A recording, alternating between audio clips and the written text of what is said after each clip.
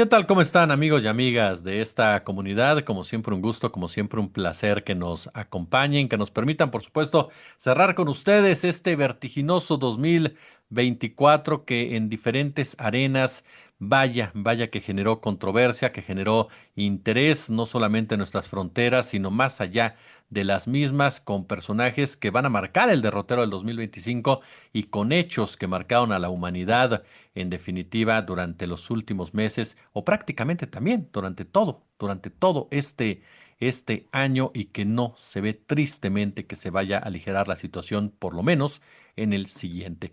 Pero ¿qué fue de este 2024? Lo bueno, lo malo, lo feo, lo horrible, lo precioso. En fin, mi querido Fede Bonazo, te saludo con mucho gusto. ¿Cómo estás? También con muchísimo gusto de saludarlos, queridos Ricardo y Jesús y a la audiencia de Narrativas. A ver cómo nos va en este balance del 24. Mi querido Ricky Valdera, siempre un gusto, mi hermano. Querido Jesús, querido Federico, muy contento de cerrar este año de narrativas y ya listo para lo que viene. Un abrazo para ambos y nuestra audiencia. Pues vamos a comenzar entonces, querido Fede. Vamos a hacer lo más simple que yo, Federico, digamos así en la pregunta. Lo bueno del 2024. Lo bueno de 2024 es que por primera vez en la historia de México hay una mujer que gana la elección presidencial. Y no solo una mujer que de por sí sería algo notable y muy importante dentro de esta cultura machista que permea, por supuesto, la política, sino que gana una mujer de izquierda y aparte una mujer de izquierda científica, vinculada a las reivindicaciones estudiantiles. Así la conocí yo a Claudia Sheinbaum, como he comentado otras veces. Yo acababa de entrar a la UNAM en el año 86 y justo allí surge el movimiento del CEU, que es una protesta que hacen los estudiantes de inmediato a el intento de privatizar la UNAM o de, en todo caso, meterla dentro de la lógica neoliberal en aquellos años donde se empezaba a instalar ya este tipo de idea de cómo debe ser todo en la vida. Todo debe ser privado, todo debe ser instrumento del mercado, y todo aquello que era público, los bienes comunes, debían ser vendidos o rematados para, en teoría, mejorar los servicios, pero en la realidad generar la profunda desigualdad social que vivimos hoy, décadas después de que se instalara ese modelo en el mundo. Un modelo que ha devastado no solo la economía de tantísima gente, permitiendo esto, que cada vez mayor cantidad de riqueza esté en menos manos, sino que ha instalado una cultura individualista, egoísta, del sálvese quien pueda, que hemos denunciado tantas veces aquí en Narrativas, y que propone de alguna manera un cierto suicidio de lo colectivo, cierto desdén por la solidaridad, o no desdén, desprecio directo por la solidaridad y la cooperación, que son dos herramientas fundamentales que tenemos como bicho humano para mejorar. Incluso como individuos, no puede haber destino individual sin destino colectivo. Bueno, ese neoliberalismo causó estragos en nuestro queridísimo México, y allí había una líder estudiantil que se oponía a esas primeras maniobras neoliberales en México, y era Claudia Sheinbaum. Claudia Sheinbaum se convertiría muchos años de batalla, de liderazgo social, de acompañar el surgimiento de este gran movimiento conducido por López Obrador, llegaría a la presidencia de México, no sin una cantidad enorme de retos por enfrentar, que son los que vamos a atestiguar todos durante este sexenio que apenas comienza y sin embargo ya parece que llevará muchísimo camino. Porque los desafíos son enormes, porque Claudia ha demostrado una profunda ambición, en el buen sentido de la palabra ambición, de atacar los temas más preocupantes y más urgentes para la sociedad mexicana de frente, con todos los riesgos, complicaciones que esto puede significar. Yo creo que sin duda a nivel México esa es la mejor noticia que ha habido. Déjame que piense cuál es la mejor noticia a nivel mundial, porque es un mundo azotado por nuevas guerras, que apenas salido de la pandemia no encontró mejor manera que seguir aumentando los conflictos allí donde podía. Quizás hay buenas noticias en cuanto a la victoria de algunas fuerzas de izquierda en el continente latinoamericano, pero no se pueden atribuir ya al 2024, salvo la de Orsi en Uruguay, que es un país eh, muy querido, muy significativo, con una democracia muy sólida y que había estado gobernado también por esta derecha férrea que ha ocupado varios territorios a lo largo del mundo. Ahora que avancen este episodio de narrativas, déjenme pensar cuál es una buena noticia a nivel mundial para que podamos festejar. La misma pregunta, querido Ricardo. Lo bueno del 2024. Lo bueno del 2024, bueno, suscribo con gran parte de lo que menciona Federico, principalmente que tenemos nuestra primer presidenta, que como ustedes saben es algo que me entusiasma bastante. Lo logramos antes que nuestro vecino del norte y además lo logramos con holgura. Ellos se enfrentaron en una discusión narrativa en la que ponderó el individualismo. México demostró que está dispuesto a entrar a otras dinámicas y cuestionarnos justo el avance de esta estructura en donde la gente se come entre sí, no de manera literal, evidentemente, pero sí en términos de competencia. México optó por un movimiento que impulsa la regularización social, el reparto equitativo, y evidentemente esto es consecuencia de un trabajo arduo, es decir, no es una llegada aislada.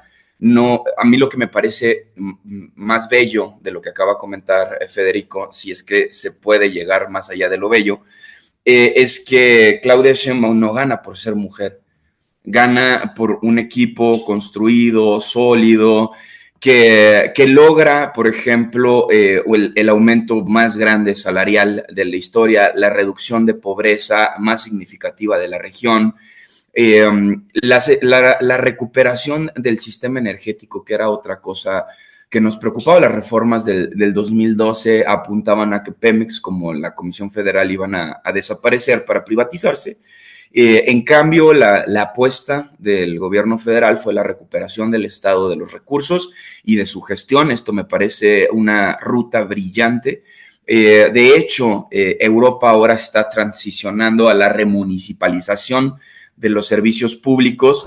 México aprendió antes que Estados Unidos y esta es una gran demostración de la madurez política de un país bastante joven, porque si comparamos la democracia mexicana con otras democracias del mundo, principalmente el mundo occidental, como lo es la europea, bueno, prácticamente estamos en pañales en términos tanto de desarrollo institucional como en operatividad del sistema.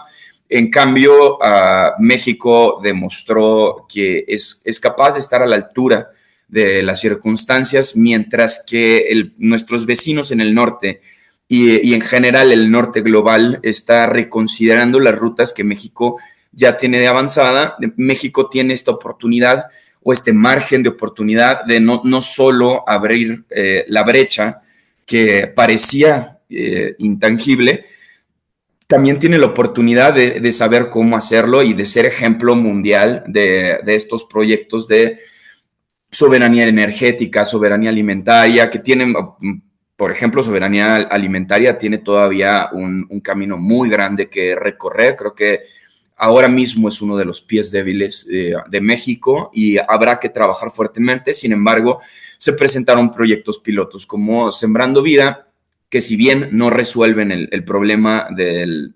esparcimiento campesino, por lo menos dan una primer ruta.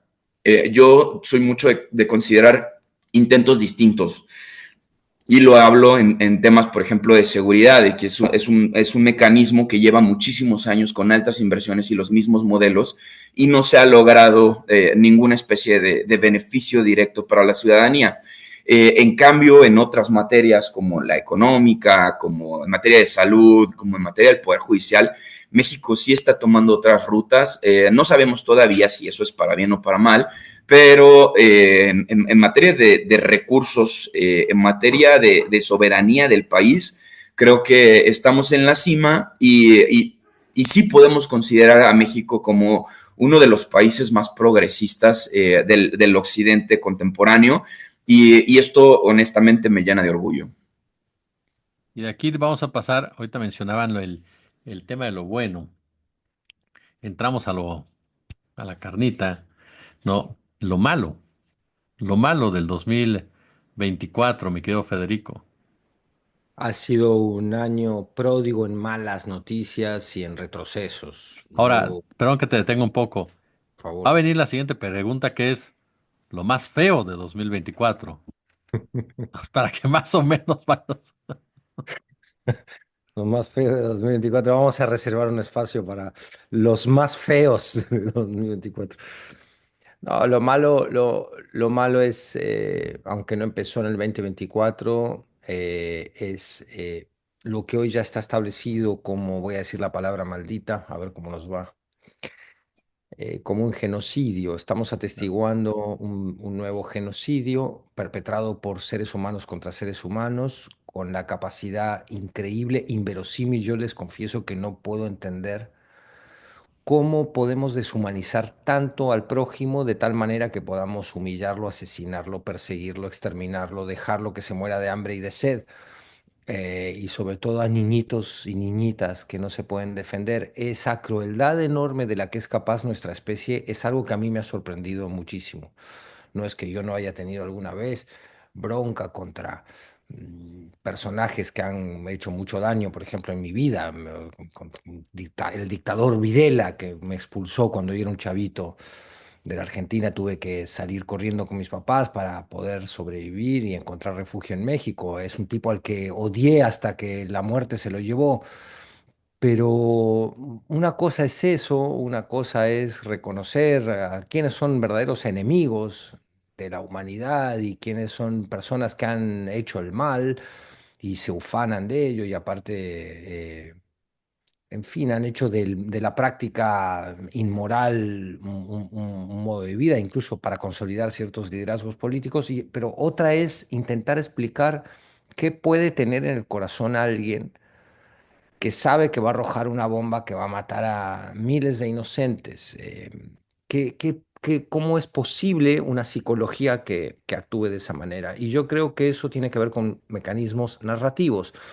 No estamos en balde en un programa más de narrativas. Si no pudiéramos mencionar este tipo de artilugios psicológicos culturales que tenemos para justificar lo que no tiene justificación moral. Y este genocidio que a partir del 7 de octubre del 2023 empezó a ponerse en marcha, se acentuó durante el 2024 de una manera atroz y hemos atestiguado crímenes horripilantes y lo seguimos atestiguando.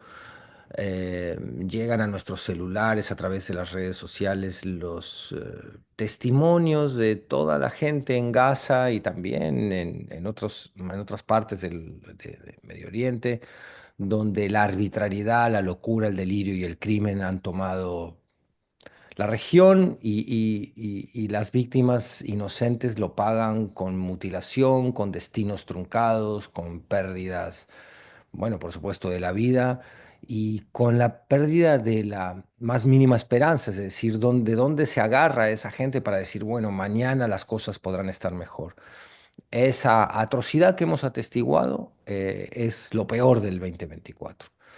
Cuando mencionamos los crímenes de lesa humanidad en Gaza perpetrados por el gobierno de ultraderecha de Israel, no queremos con eso, y es algo siempre importante mencionar aquí en Narrativas, obviar los dolores que hay en otras partes del mundo, las injusticias, arbitrariedades que hay en otras partes del mundo y por supuesto en México, que es nuestro hogar, nuestro adolorido México, en el cual hay mucho daño social, mucho estrés social, ha habido muchísimos desplazados, ha habido comunidades enteras que han sido desplazadas por la irrupción del crimen organizado, por la ineficacia criminal de ciertas autoridades que no solo permiten que se meta el crimen organizado o no por complicidad o por falta de acción permiten que estos territorios sean tomados, sino también por una estructura de muchas décadas que ha permitido que gobiernos, caciques, gente poderosa de ciertas regiones de México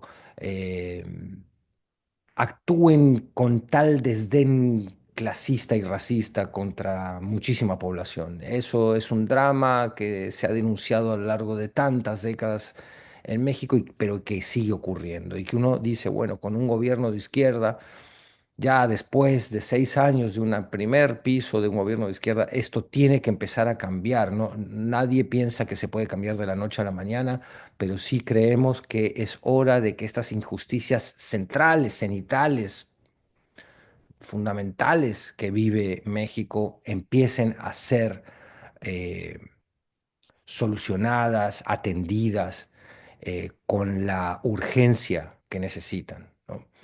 Yo creo que lo peor del 24, resumiendo, es que el ser humano, después de la experiencia de la pandemia, no ha logrado encontrar la solidaridad, sino que ha decidido seguir apostando por el egoísmo y la crueldad. Eso es algo que nos lastima, nos sorprende y nos deja preguntas muy profundas que son difíciles de resolver.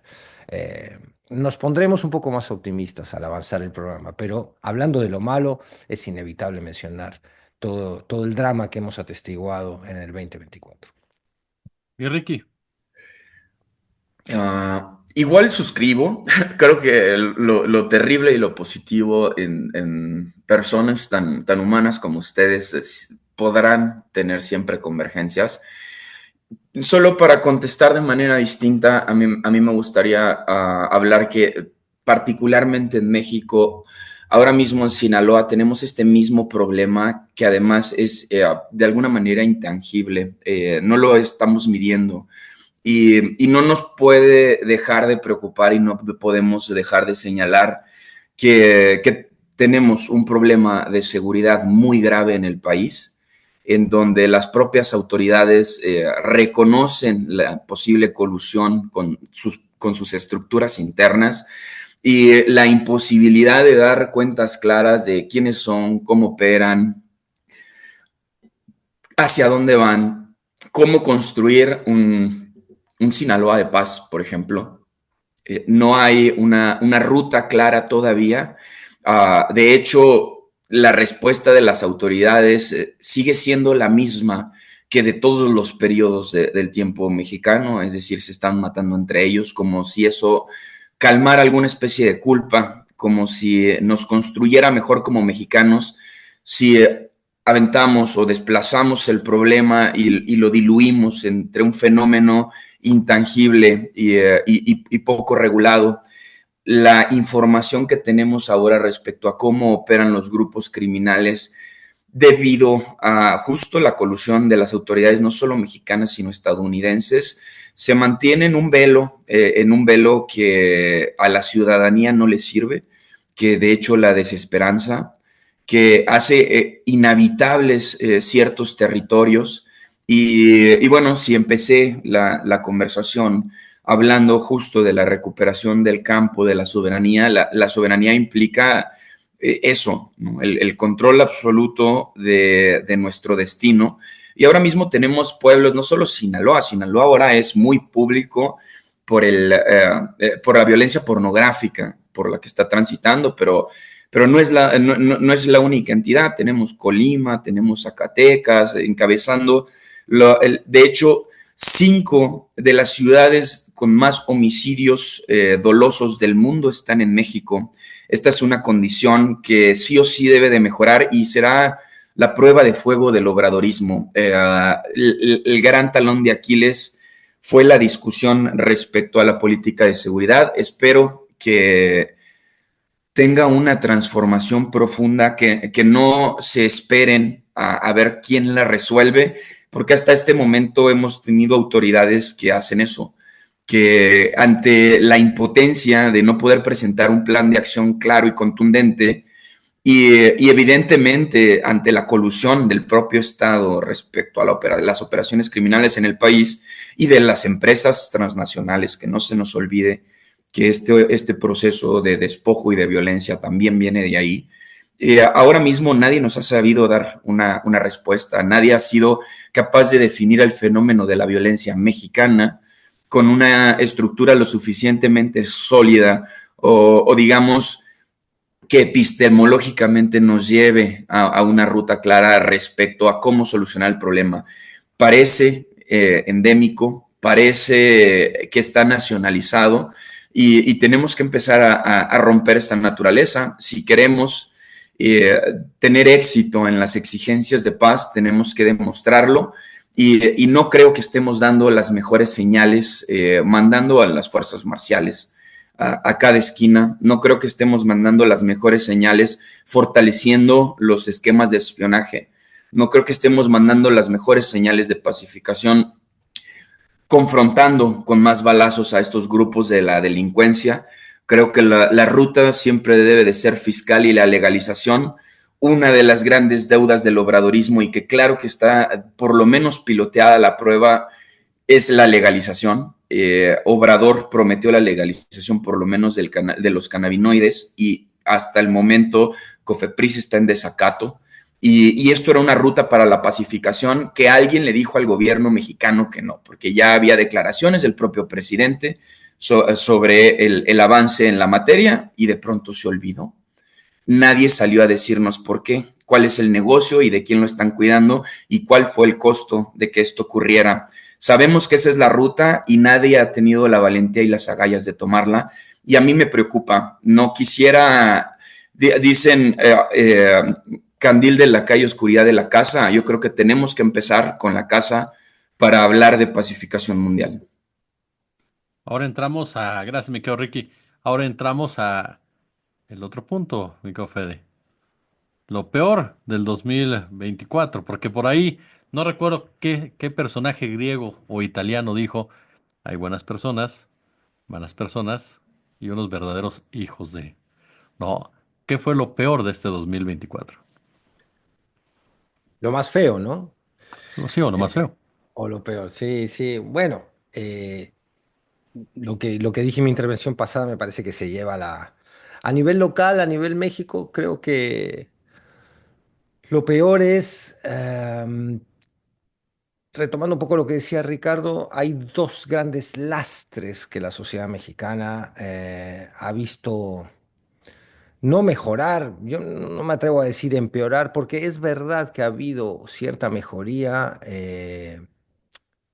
Que también sería una mezquindad negar en cuanto a los índices de delitos de alto impacto. Han bajado, en general han bajado, no lo suficiente como para que podamos decir estamos ya del otro lado de la frontera del horror, ya estamos empezando a pacificar el país, ya estamos por un camino claro de concordia que nos va a permitir poder empezar a soñar en grande. No, eso no ha ocurrido. Y estos dos grandes lastres son la inseguridad y el contubernio entre las autoridades y el crimen organizado y la corrupción. La corrupción que era una de las banderas fundamentales del presidente López Obrador, es decir, el combate a la corrupción, sigue insertada, clavada en el núcleo de la sociedad. Yo desafiaría lo que alguna vez dijo el presidente. Entiendo muy bien el sentido en el que lo dijo el expresidente López Obrador cuando dijo que el pueblo no era corrupto, que la corrupción venía de arriba. Yo entiendo lo que quiso decir en términos de no se puede siempre criminalizar a los pobres, a las víctimas, a las clases marginadas. La corrupción, por supuesto, que la de cuello blanco es la más importante, pero y que no era un problema, por tanto, cultural, ¿no? Como había dicho en algún momento Peña Nieto.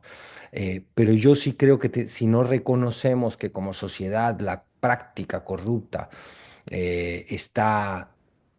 ha permeado en todos los niveles, no vamos a poder combatirla. Y eso requiere un cambio de valores. Ahí sí creo que el presidente hizo una primera tarea fundamental de intentar recuperar valores morales elementales de convivencia. Restituyó muchísimo también en su sexenio la dignidad de la ciudadanía, del pueblo mexicano. Eso ha sido muy importante porque sin dignidad y sin amor propio y sin creer un poquito en nosotros de manera colectiva no vamos a poder atacar estos grandes problemas que tenemos enfrente. Pero tenemos que ser a la vez valientes en el diagnóstico, decir, bueno, ¿qué tanto hemos avanzado contra la corrupción? Vemos ahora el caso del Infonavit, es decir, brotan permanentemente datos de la realidad que nos hablan de que la corrupción está enquistada en la costumbre y la práctica de toda la sociedad mexicana. Por supuesto, los que más la practican y más daño hacen al practicarla son los criminales de cuello blanco, pero pero está en todos los niveles. Hay que tener la valentía de reconocerlo, porque si no lo reconocemos no vamos a poder decir, bueno, aquí, aunque parezca un acto pequeñito y que realmente no tiene la menor importancia o el menor impacto, yo como ciudadano debo comprender que no puedo caer en ningún acto de corrupción, que también desde aquí se empieza a solucionar el problema, que hay que desafiar y denunciar cualquier acto de corrupción.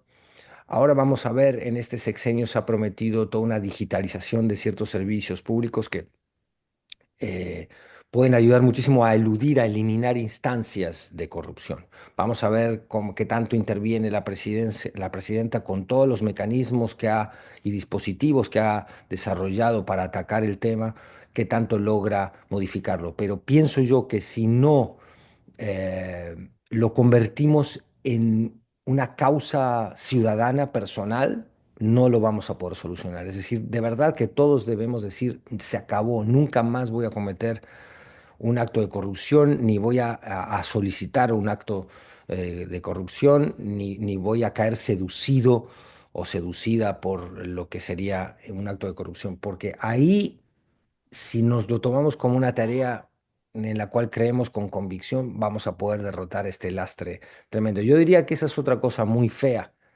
del 2024, la noción de que siguen brotando ejemplos, datos, notas periodísticas y casos que nos hablan de lo lejos que estamos de poder atacar un problema tan grave que tiene México, que es el de la corrupción.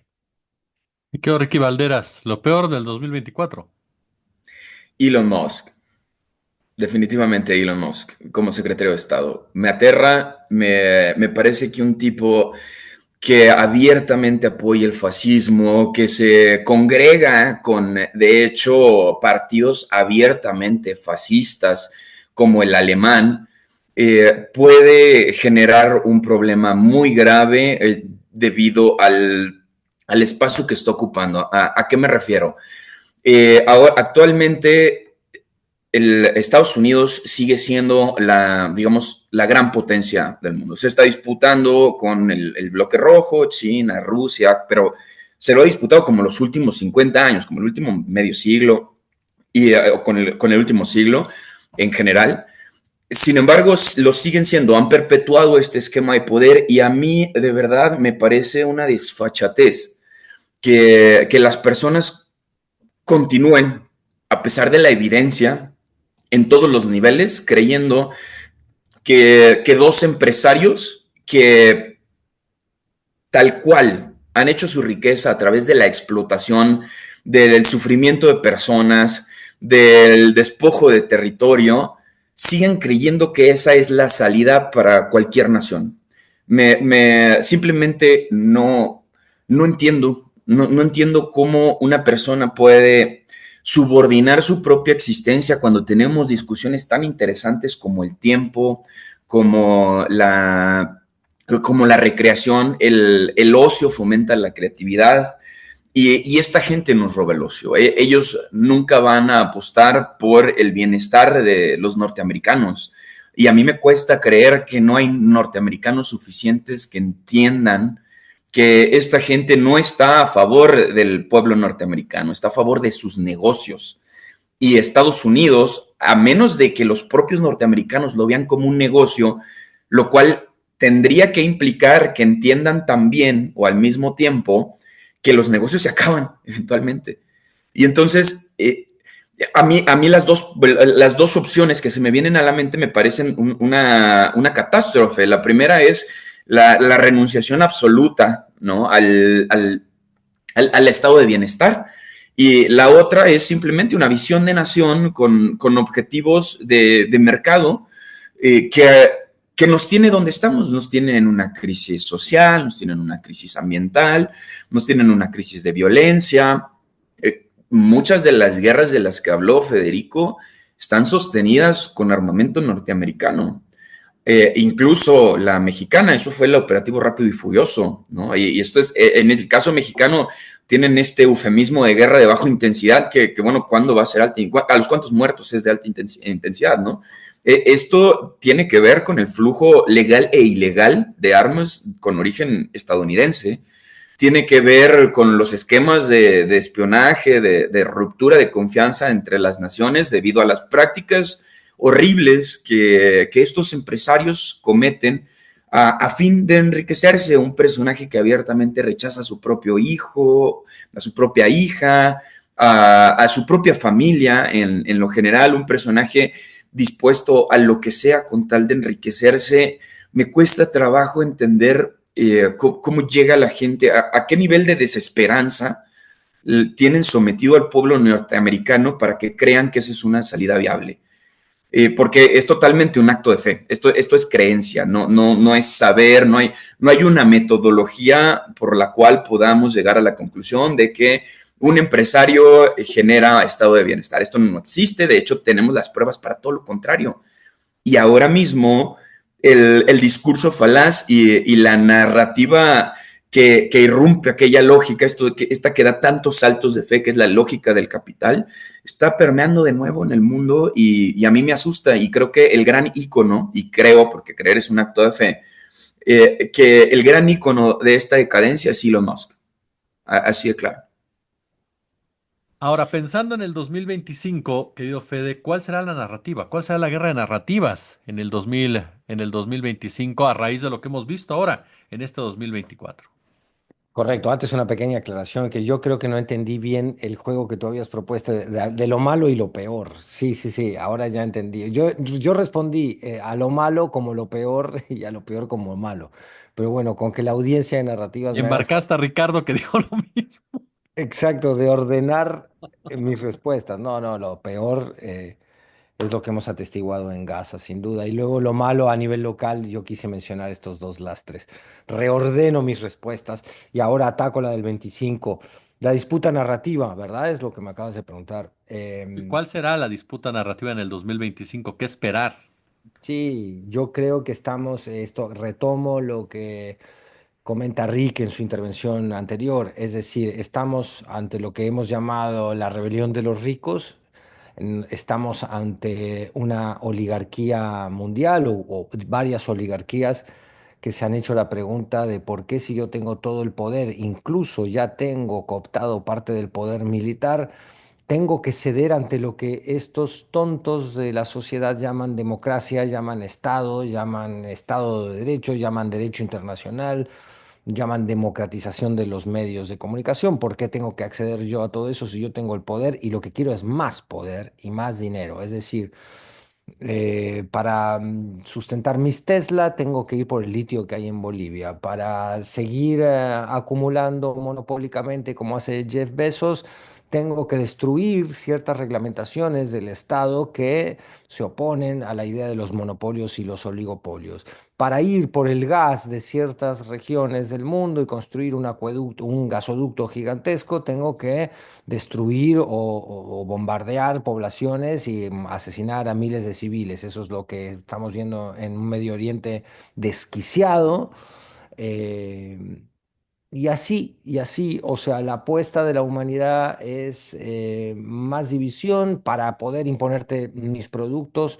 Quiero liberalizar tus mercados, pero restringir los míos. Estamos viendo una descarada apuesta por el egoísmo y la codicia, descarada, ya donde antes se disimulaba con narrativas más o menos creíbles de que se peleaba por la democracia y la libertad de la humanidad, y ahora ya directamente los millonarios dicen yo no pago impuestos, me cansé de pagar impuestos. Y tú dices, si el 70%, digamos, de la riqueza que está acumulada en el 10% de los ricos en México, por ejemplo, se diera en un 5%, en un 10% a ser repartida, ¿cuánto mejoraría nuestras sociedades? ¿Cuánto mejoraría nuestras sociedades si Jeff Bezos dijera, bueno, a ver, esta lana que no se van a gastar ni mis bisnietos, vamos a invertirla no en acciones de caridad para quedar bien en Instagram, sino en verdaderas y efectivas apuestas por la solidaridad y por mejorar la condición de vida de tantísima gente? Hemos visto en el 2024 un retroceso en indicadores muy importantes, un retroceso, por ejemplo, en el hambre, en la lucha contra el hambre, o sea, es decir, ha aumentado el hambre en el mundo. Hay otro indicador muy bravo que hay que tener en cuenta, que es que hemos vivido en el 2024 el año más caliente del planeta Tierra desde que se tiene registro de años calientes. Es decir, esto marca a los negacionistas, es un nuevo espejo que hay que ponerles enfrente y marca un nuevo signo de alarma que tenemos que responder.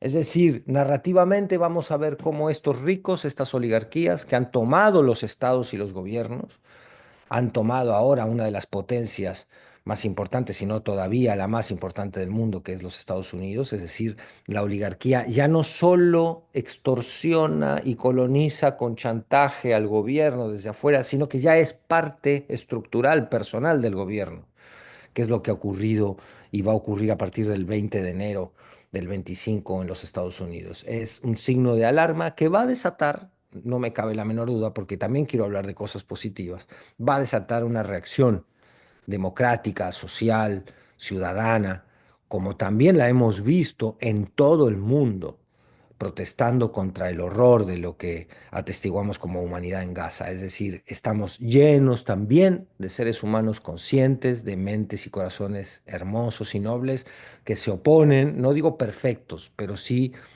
que se oponen a esta locura del crimen, ¿no? Del crimen masivo y a esta locura del crimen de las oligarquías que matan de manera no solo directa, sino también indirecta, imponiendo políticas económicas que realmente tienen un perjuicio enorme sobre la población. Hemos visto que países de enorme tradición de estado de bienestar han retrocedido en esa concepción del bien público, del servicio público, de que los impuestos sirvan para que mejorar la vida de toda la población y no solo del pequeño grupo oligárquico que se beneficia de la riqueza común. Ahí está la disputa narrativa entre solidaridad y egoísmo, entre individualismo y cooperación, entre pensar en una sociedad donde quepamos todos y pensar en sociedades entregadas abiertamente al poderío de los ricos. Yo creo que ahí va a ser muy importante que la parte que apuesta por la solidaridad y por una mejor justicia social, logre convencer a tantos confundidos, distraídos, esto lo digo sin el menor dejo de paternalismo, creo que hay pruebas de que hay electorados confundidos en el mundo, no me quiero parecer a Castañeda. Creo que en Argentina o en Brasil hemos tenido, sin duda, electorados que han elegido a sus victimarios. En Argentina lo estamos viendo claramente. Y en Estados Unidos yo creo que mucha gente se ha tragado que Trump es el defensor de la working class, de la clase trabajadora, porque también los que debían haber sido los defensores de la clase trabajadora en muchas partes del mundo les han traicionado, les han fallado. Eso han sido los demócratas en Estados Unidos. Eso ha sido el kirchnerismo en la Argentina en sus últimas versiones. Ha permitido a Milei. Es decir, y eso han sido ciertas claudicaciones del Partido de los Trabajadores también en Brasil y en otras grandes, o en países de enorme importancia regional como Brasil, donde también ciertas claudicaciones de la izquierda han permitido el avance de las ultraderechas. Entonces, ahí va a estar la guerra narrativa, en intentar convencer con buenos argumentos a la mayor cantidad de humanidad posible de que este camino de eh, producción y consumo delirante que lleva al calentamiento global debe ser frenado, que este camino de permitir violaciones flagrantes a los derechos humanos y al derecho internacional debe ser detenido, que este camino donde las oligarquías quieren imponer su agenda debe ser resistido. Ahí está la gran disputa para el próximo año y las décadas, pienso yo, venideras. Querido Ricky, cierro contigo. Dependiendo para mí de donde estemos hablando y del esquema del que estemos hablando, me parece que particularmente en México la narrativa de los siguientes 2 años, por lo menos, será la de la seguridad interior. Porque la seguridad interior es lo único que tiene ahora la derecha para poder, digamos, hacer frente al fenómeno que representa la cuarta transformación.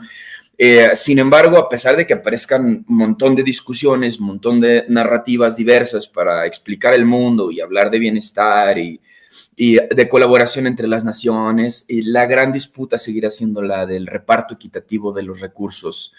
Eh, de hecho, lo que desde mi entender está ocurriendo en el mundo es un reacomodo de los órdenes mundiales, un reacomodo de las estructuras debido a la información fatalista que hay del futuro del mundo en general. Tenemos este eufemismo para decir que ya nos acabamos el mundo, que es minerales esenciales para la transición energética. Sabemos exactamente cuántos años de vida útil le queda a toda la ingeniería computacional debido a la escasez precisamente del litio, como hablaba Federico, y nadie está haciendo nada.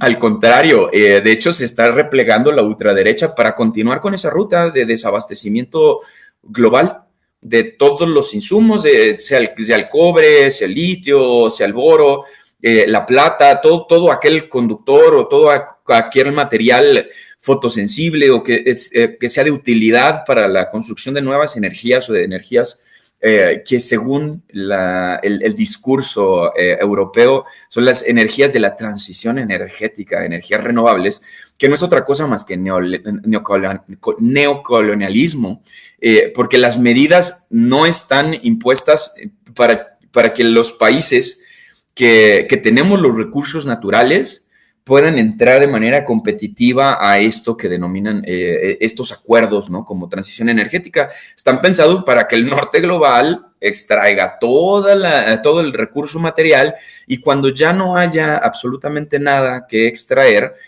hacia dónde van a ir estos negocios como la inteligencia artificial, que es un tema que le apasiona muchísimo a Federico, por ejemplo, ¿no? Hacia dónde van a ir los carros Tesla cuando ya no haya litio. O sea, que ellos quieren hacer el negocio, acabarlo y con lo que siguen como si la gran falla de la teoría neoliberal, como si los recursos naturales no se fueran a acabar nunca, como si no tuviera implicaciones en la Tierra, en el calentamiento global, sus prácticas tan agresivas de comercio que dicho sea de paso están impuestas en los países del sur global, no te dan a elegir si quieres o no.